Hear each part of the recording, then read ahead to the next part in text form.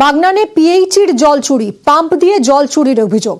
জল চুরি রুখতে অভিযান পঞ্চায়েতের, পিএইচি এবং পুলিশকে নিয়ে অভিযান পঞ্চায়েতের। বাগনানের একাধিক জায়গায় অভিযান চালিয়ে 9টি বাড়ি থেকে কাটা হলো বেআইনি জলের সংযোগ।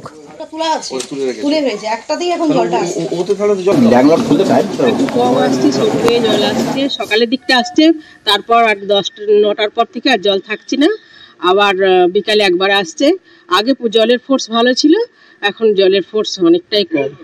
ডাইরেক্ট যে জল তুলছে, হ্যাঁ, সেটা তো উচিত নয় করা। রিজার্ভারে জমবে, সেটা থেকে টুলু পাম্প দিয়ে যেমন তোলা হয় সেটাই। পঞ্চায়েত সমিতির সভানেত্রী মৌসুমী সেন সহ আমরা টিম, আমাদের বিধায়ক আমাদেরকে নির্দেশ দেন বাড়ি বাড়ি পরিদর্শন করার জন্য। কারণ বহু মানুষ আমরা দেখেছি যে জল অপচয় করছে প্রচুর, সেই জন্য আমরা মানুষকে সচেতন করার জন্য এগিয়ে এসেছি। অবৈধভাবে জল নিচ্ছে, ডাইরেক্ট আমাদের পাম্পের সঙ্গে, আমাদের লাইনের সঙ্গে পাম্প যোগ করে জল নিচ্ছে। তার জন্য এলাকায় প্রচুর সমস্যা হচ্ছে।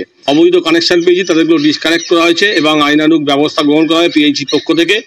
এবং আমাদের বিধায়ক সাহেব নির্দেশ দিয়েছেন যে আমাদের একটাই উদ্দেশ্য, স্বচ্ছভাবে আমরা নাগরিকের মুখে আমরা পানীয় জল তুলে দিতে চাই।